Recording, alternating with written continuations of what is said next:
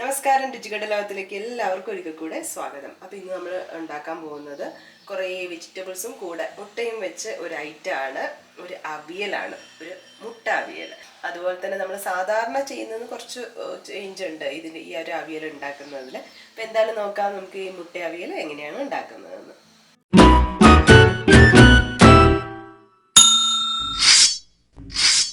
അപ്പോൾ ഇതിനായിട്ട് നമ്മൾ കുറച്ച് കാര്യങ്ങൾ എടുത്തു വെച്ചിട്ടുണ്ട്. ഉരുളക്കിഴങ്ങ്, ഒരു മീഡിയം സൈസുള്ള ഉരുളക്കിഴങ്ങ് കട്ട് ചെയ്തു, നീളത്തിലാണ് കട്ട് ചെയ്ത് വെച്ചത്. അതുപോലെ തന്നെ ഒരു ചെറിയ സവാള നീളത്തിൽ കട്ട് ചെയ്തു. പിന്നെ മുരിങ്ങ വേണം, മുരിങ്ങ ഇതുപോലെ നീളത്തിൽ. പിന്നെ ക്യാരറ്റ്, കുറച്ച് ചെറിയൊരു പകുതിയോളം ക്യാരറ്റ് എടുത്ത് അത് നമ്മൾ സാധാരണ അവിയലിന് സാധാരണ നമ്മൾ ഉരുളക്കിഴങ്ങും അതുപോലെ തന്നെ സവാള യൂസ് ചെയ്യില്ല, അപ്പോൾ അതും കൂടെ ഉണ്ടെന്ന് മാത്രം. അപ്പോൾ ആദ്യം നമ്മളിത് വേവിച്ചെടുക്കാൻ വേണ്ടി പോവുകയാണ്. അപ്പോൾ നമ്മൾ ആദ്യം ഇത് ചട്ടിയിലാണ് ഉണ്ടാക്കുന്നത്. അതിന് വേണ്ടിയിട്ട് ആദ്യം ഉരുളക്കിഴങ്ങ് ചട്ടിയിലോട്ട് ഇട്ട് കൊടുക്കാം. അതുപോലെ തന്നെ ക്യാരറ്റ് ഇടാം. പിന്നെ ഇതിലേക്ക് നമ്മൾ കുറച്ച് വെള്ളം ഒഴിച്ചു കൊടുക്കുകയാണ്.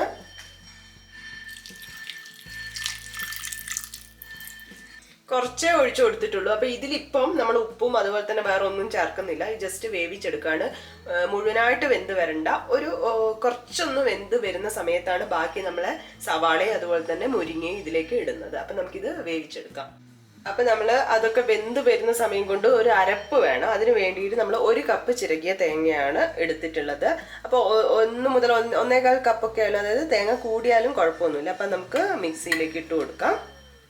ഇനി നമ്മൾ ഇതിലേക്ക് ജീരകം ചേർക്കുകയാണ്, ഒരു 1/4 ടീസ്പൂൺ ജീരകം. ഇനി നമ്മൾ ഒരു തരി മഞ്ഞൾ ചേർത്ത് കൊടുക്കുകയാണ്, ഒരുപാടൊന്നും വേണ്ട. ഇനി നമുക്ക് 2 പച്ചമുളക് ചേർത്ത് കൊടുക്കാം. അതുപോലെ ഒരു 4 അല്ലി വെളുത്തുള്ളി. ഇനി ഇത് നമ്മൾ അവിയലിൻ്റെ ഒരു അരപ്പിൻ്റെ പാകത്തിന് അരച്ചെടുക്കാൻ പോവുകയാണ്.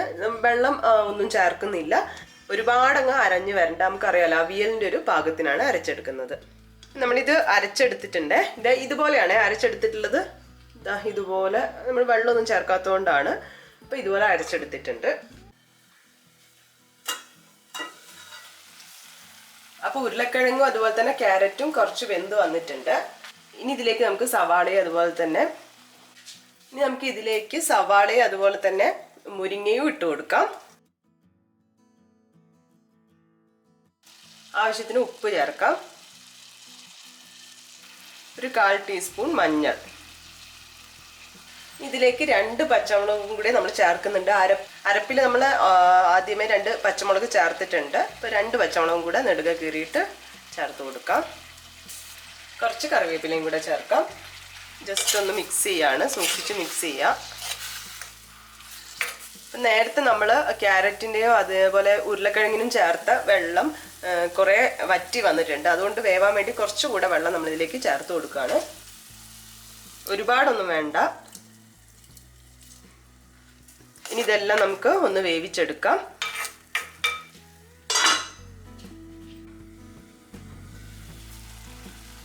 ഇതെല്ലാം വെന്ത് വന്നിട്ടുണ്ട്, കണ്ടില്ലേ? അപ്പോൾ ഇനി നല്ലപോലെ വെന്തതാണെങ്കിൽ നമ്മൾ ഇളക്കി കൊടുക്കുമ്പോൾ നന്നായി ശ്രദ്ധിക്കണം, കാരണം ഉടഞ്ഞു പോകാനുള്ള ചാൻസ് കൂടുതലാണ്. ഇനി നമ്മൾ ഇതിലേക്ക് അരപ്പ് ചേർത്ത് കൊടുക്കാൻ പോവാണ്.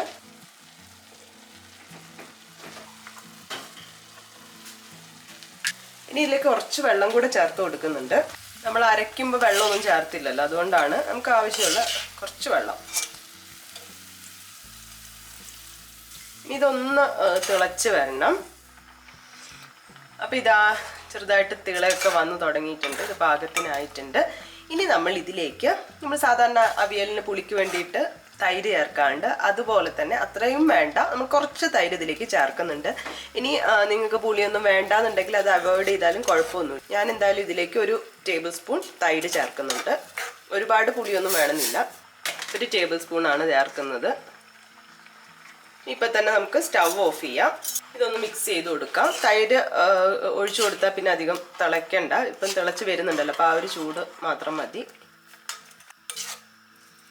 നല്ലപോലെ മിക്സ് ചെയ്തെടുത്തിട്ടുണ്ട്. മിക്സ് ചെയ്യുമ്പോൾ ഞാൻ പിന്നെയും പറയാണ്, ശ്രദ്ധിക്കണം, കാരണം വെജിറ്റബിൾ നല്ലപോലെ കുക്ക്. ഇതിപ്പം ഒരുപാട് അങ്ങ് ഉടഞ്ഞു പോകുന്ന തരത്തിലായിട്ടില്ല, അതുകൊണ്ട് വലിയ കുഴപ്പമില്ല. ഇനിയാണ് നമ്മൾ ഇതിലേക്ക് മെയിനായിട്ടുള്ള കാര്യം ചേർക്കുന്നത്, എന്താണ്? മുട്ട. അപ്പോൾ ഇതിന് വേണ്ടിയിട്ട് നമ്മളിവിടെ എടുത്തിരിക്കുന്നത് 3 മുട്ടയാണ്. അത് പുഴുങ്ങി വെച്ചിട്ടുണ്ട്. ഇനി ഇത് കട്ട് ചെയ്ത് കൊടുക്കാൻ പോവാണ്. അപ്പോൾ നമ്മളപ്പം വെജിറ്റബിൾസ് ഒക്കെ നീളത്തിൽ കട്ട് ചെയ്തുകൊണ്ട് തന്നെ ഇതും നീളത്തിലാണ് കട്ട് ചെയ്ത് കൊടുക്കുന്നത്. ഒരു 4 കഷ്ണമൊക്കെ ആക്കിയെടുക്കാം നമ്മൾ ഇഷ്ടത്തിന്.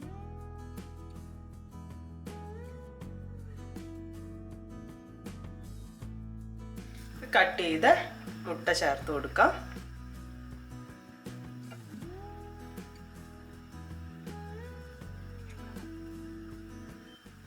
അപ്പോൾ മുട്ട ചേർത്ത് കൊടുത്തിട്ടുണ്ട്. ഇനി നമ്മൾ ഇത് നന്നായിട്ട് ഇളക്കിയൊന്നും കൊടുക്കൂല, കാരണം മുട്ട ഇതായിപ്പോ. അപ്പം പറ്റുകയാണെങ്കിൽ കുറച്ച് ഈ ഗ്രേവി ഉണ്ടല്ലോ അതെടുത്ത് ഇതിൻ്റെ മേലോട്ട് സൂക്ഷിച്ചിട്ട് ജസ്റ്റ് ഒന്നാക്കി കൊടുത്താൽ മതി. ഒരുപാട് ഇളക്കാൻ പാടില്ല.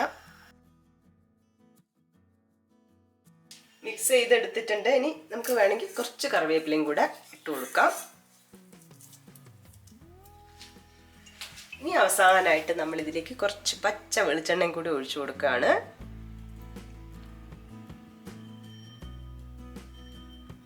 ഇപ്പം ചൂടുള്ളത് കൊണ്ട് തന്നെ പച്ച വെളിച്ചെണ്ണ ഒഴിച്ചതിന് ശേഷം ഒന്ന് അടച്ചു വെച്ച് കൊടുക്കാം. എന്നിട്ട് നമുക്ക് ആവശ്യമുള്ള സമയത്ത് തുറന്നുപയോഗിക്കാവുന്നതാണ്.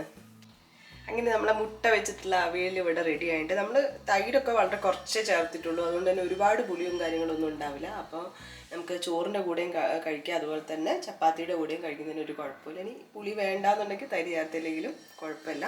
എന്തായാലും അടിപൊളി ടേസ്റ്റാണ്, ഒരു വ്യത്യസ്തമായിട്ടുള്ള ടേസ്റ്റ്, ഒരു നോൺ വെജ് അവിയൽ. അപ്പോൾ എല്ലാവരും ട്രൈ ചെയ്ത് നോക്കി നിങ്ങളുടെ ഫീഡ്ബാക്കൊക്കെ അറിയിക്കുക. പുതിയൊരു വീഡിയോ കാണുന്നവരെ ബൈ.